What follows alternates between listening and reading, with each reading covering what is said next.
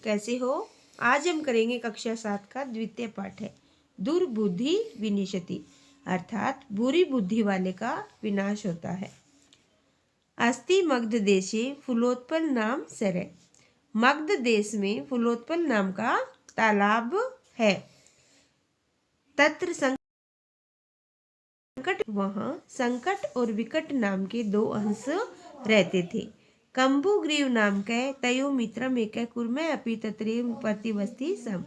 कंबुग्रीव नाम का उनका मित्र एक कछुआ भी वहाँ रहता था। यानी दो मित्र थे हंस। उनका नाम था संकट और विकट, और उनके मित्र का नाम था कंबुग्रीव, जो कि एक कछुआ था। अथ एकदा धीवरा तत्र आगछन। एक बार कुछ मछुआरे वहां आए। ते एकथ्यत, वे बोले, वयम सवै मत्स्य कुर्मादीन मारी शामय। हम सब कल मछलियों और कछुओं आदि को मारेंगे। एतत् श्रुत्वा कुर्मे अवदत्, यह सुनकर कछुआ बोला, मित्रे, हे मित्र, किम युवाभाम धीवराणाम वार्ता सुनी। श्रोता, क्या तुमने उन मछुआरों की बातें सुनी? अधुना किम अहम करोमि, अब मैं क्या करूं? हंसो एवदता, दोनों हंस बोले, प्रातः यद युचितम तत् कर्तव्य, सुबह जो युचित हो वह करना चाहिए। कुर्मे एवदत, कछुआ बोला, मेवम, ऐसा ही। तद यथा अहम अन्य हद्दम गच्छामि तथा कुरुतम, जब मैं तुम्हें दूसरे तालाब में जाने का कहूँ तो तुम वैसा ही करो। हंसो एवदता, हंस बोले, आवाम की करवावे, हम दोनों क्या करें? कुर्मे एवदत, कछुआ बोला, अहम युवाभाम सह आकाश मार्गेण अन्यत्र गंतुम इच्छामि। कछुआ कहता है कि मैं भी तुम दोनों के साथ आकाश मार्ग से दूसरे तालाब में दूसरी जगह जाना चाहता हूँ। हंसो एवदताम, हंस बोले, अत्र कै उपाय, यहाँ क्या उपाय है? ऐसा करने का क्या उपाय है? कछपै वदती, कछुआ बोला, युवाम काष्ठ दंडम एकम चंचवा धार्यताम, वो उपाय बताता है कि तुम दोनों काठ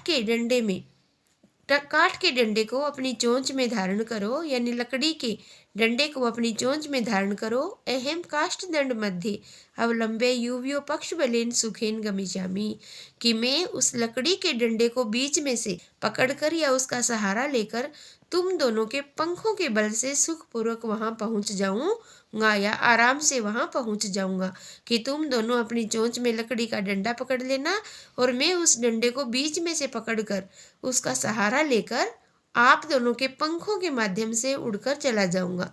हंसो एकथ्याम, हंस बोले, संभवती ऐसा उपाय, यह उपाय संभव है, यानी यह हो सकता है।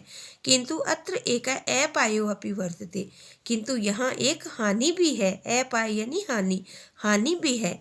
आव्याभ्याम नियमान त्वाम अवलोके जना किंचित वदिष्यति, कि हम के द्वारा तुम्हें ले जाते हुए देखकर लोग कुछ बोलेंगे। यदि त्वम उत्तरम दास्यसि तदा तव मरणम निश्चितम, यदि तुम उत्तर दोगे तो तब तुम्हारा मरना निश्चित है। अतः त्वम अत्रैव वश, इसलिए तुम हो। तत् श्रुत्वा क्रुद्धः कुर्मे एवदत्, उसकी बातें सुनकर क्रोधित कछुआ बोला, किम अहम मूर्ख है, क्या मैं मूर्ख हूँ? उत्तरम न दास्यामि, मैं उत्तर नहीं दूंगा। किंचित अपि न वदिष्यामि, कुछ भी नहीं दूंगा। अतः अहम यथा वदामि तथा युवाम कुरुतम, इसलिए जैसा मैं कहता हूँ तुम वैसा ही करो। एवं काष्ठ दंडे लंबमानम कुर्मे पूरा अपश्यत, इस प्रकार लकड़ी के डंडे से लटके हुए कछुए को ग्वालों ने देखा।